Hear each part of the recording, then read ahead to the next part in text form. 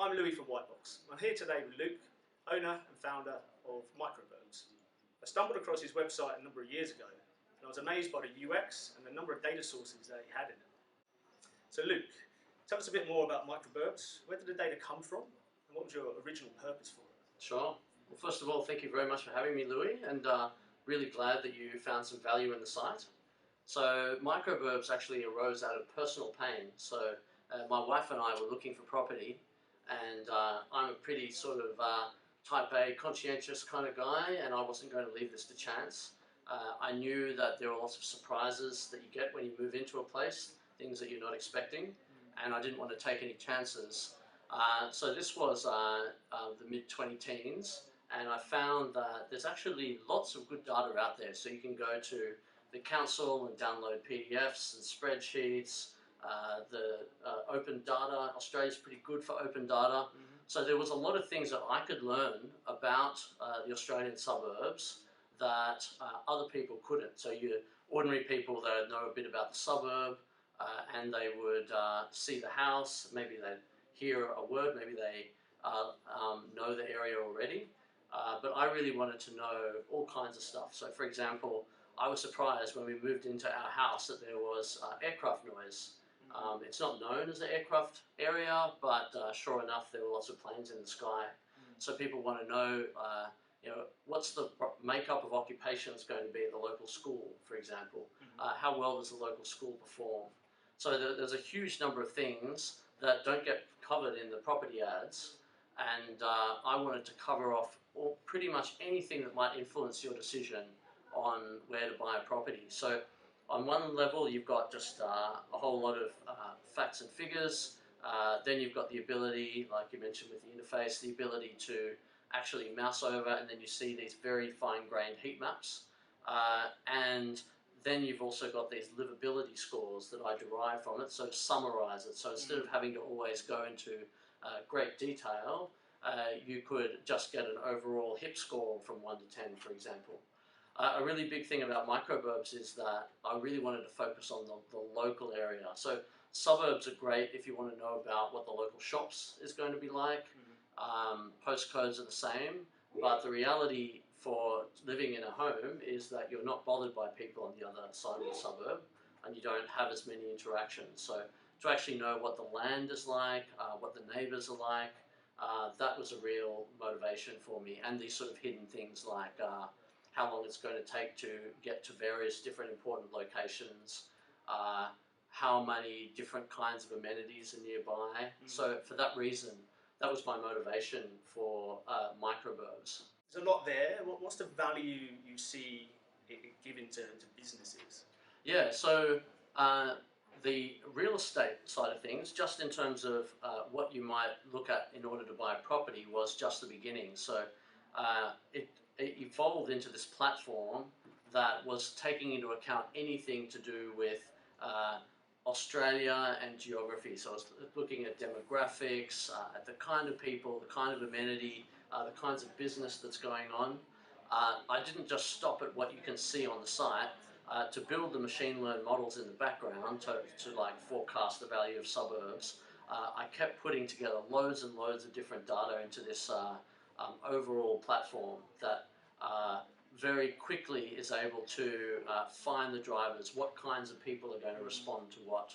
So there's the ability for businesses that have a customer list.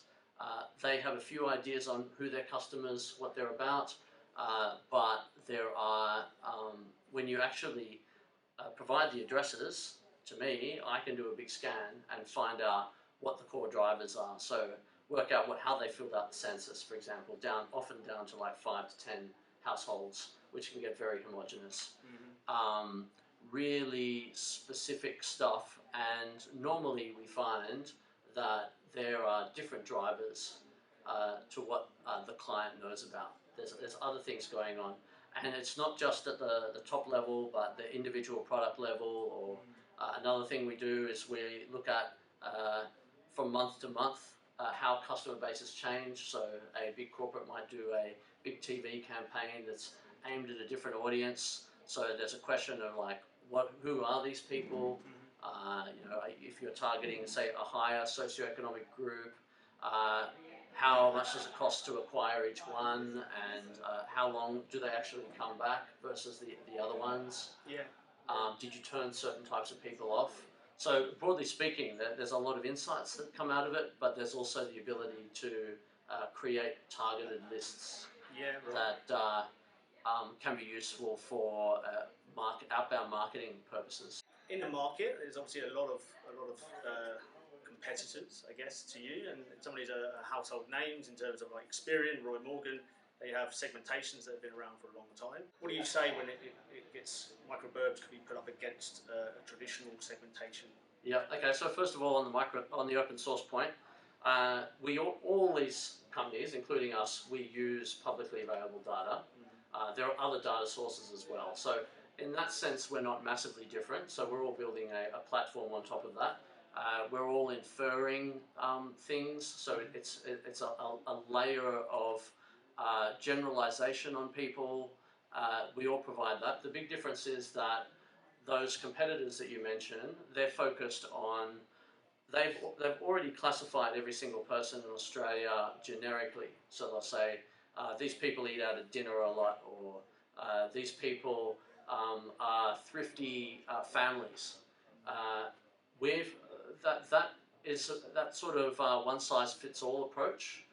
They've been around for a long time, so it was great back in the day for marketers to be able to just get some flavour about their customer base. Oh yes, we have this many gamers or whatever. My focus is on outcomes. So I want to.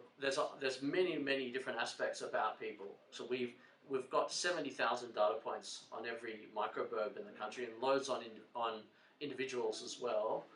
And the big difference is for us is we will tell you the individual indicators that really move the needle for you. So, for example, I discovered with a FMCG client that people without a degree were 3 times more likely to come back than those who did. Right. Yeah. But think about it, 3 times more likely if it was year 10, and it was twice as likely. So, and then you had the guys who did the HSC in the middle, and that was much bigger than any existing segmentation that they had. So it's using machine learning in a way that the benefit of the machine is it can cast its eye over a very large number of indicators and find what really is the difference. What are the most important things? With a lot of segmentations, there's always that curious bit that I think a lot of analysts want to do. You want to find yourself, don't you? And I know with other segmentations in the past, you find your house or you find yourself, and you're a bit surprised by what you've been classified as. I mean, yes.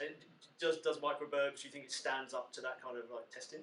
Oh, it is very fine-grained. So a lot of these have been around for a long time. People have moved around in that time. I'm not an expert on the internals, but I have certainly seen a lot of dissatisfaction when people do these little tests. And so you have a 35-year-old guy go in and learn that he's a 70-year-old pensioner. Yeah. It's it's not very reassuring. No. It's not. My view. I mean, my view with all these data sources, you've got to be pragmatic about it. What are you actually getting out of it in terms of the bottom line? We're not here just to just be a data capability and make you feel AI. It's like, can we drive outcomes for you? So nothing is perfectly accurate. Yep. We can get it down to often 1 to 10 individuals, often a particular individual. But the big thing for our algorithms is, does it make you more money? Is it and to be accountable? That's the other aspect of it. So you've got these other ones that are more of a black box, and I can understand their point of view. They want to protect their intellectual property. Maybe certain customers won't want to look. They don't want the complexity. But for us, it's really important that we can prove it. So we can say, look, we've identified that they are this very specific quality, and therefore we have a recommendation for this kind of campaign. If you have some other data, by all means show it, and we can review that as well.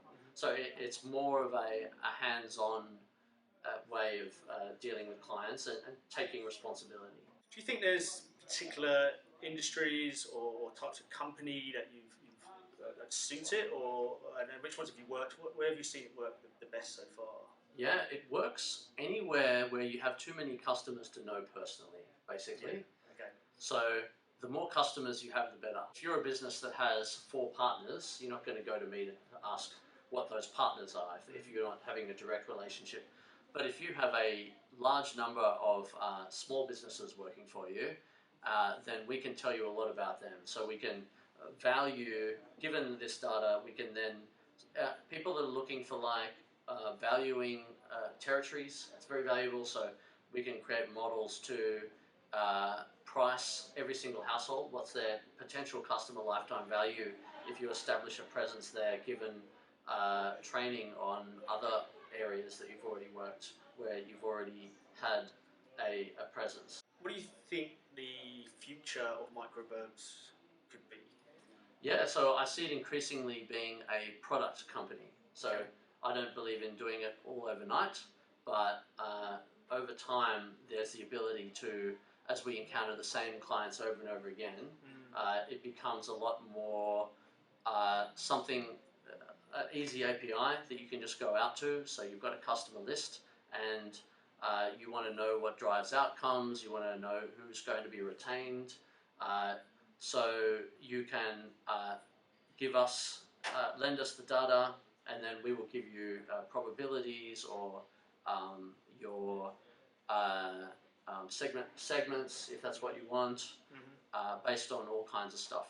Which products are most suitable for them, target lists in a increasingly more automated fashion. Yeah, look, I think there's definitely value in that. I can see it helping quite a few clients. And as you guys do, like most people think of data as dashboards, and so there would be an interface as well where I don't know exactly how it will look, but maybe you guys could help with that. Exactly. You do great stuff. So yeah, an interface that will allow people to automatically get the data that they need about their customer.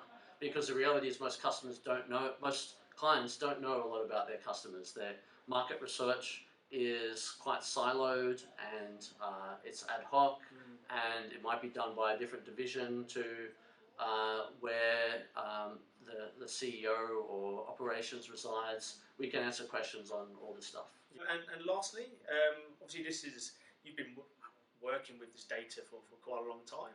What are some of like the most fascinating little snippets, insights you found over time? Yeah, so very often customers think income is a big driver. Education and what kind of education tends to be a lot more important. Yeah, right. Okay. I think there's a lot in actual disposable income, and I've seen mortgage stress come up as well. A big thing is that suburbs are not meaningful concepts. Postcodes are not meaningful. They're basically just blobs that happen to have a similar distance from the CBD. So there's nothing, the machine has not shown any interest in suburb boundaries. I've actually asked it specifically, like with the property market, what's the difference between being on a suburb boundary? Is that interesting at all for predicting price? The answer is it's only interesting if it also happens to represent a side of the tracks. So if one suburb goes up to the main road and then there's another suburb on the other side, you might have different housing stock on either side, different block sizes. One might have better weather, or one has the public housing or the industrial or something. Yeah. So that's the only time when those boundaries are meaningful. So it's far, far better to get hyper-local with this stuff. So you're far more similar to people on your street than people who live a kilometre away. So increasingly in a city like Sydney, you've got units along the main road, quite tall unit blocks with lifts, and the people living there have nothing in common with those who live a kilometre down the street, down the road towards the bush. Yeah. Completely different. So don't put them together. If you're going to cluster them, put them with other people in units. I love the thought of you asking the machine the questions. This visual of you actually talking to the machine for this. Yeah. But that's that's my joy in all the this. future of this kind of thing. Yeah. Well, thanks, Luke. That's been brilliant. Thank you for all your time. Thank you very much. You'll find more details about Microburbs on our article, and if you haven't signed up to the White Box newsletter, please do so.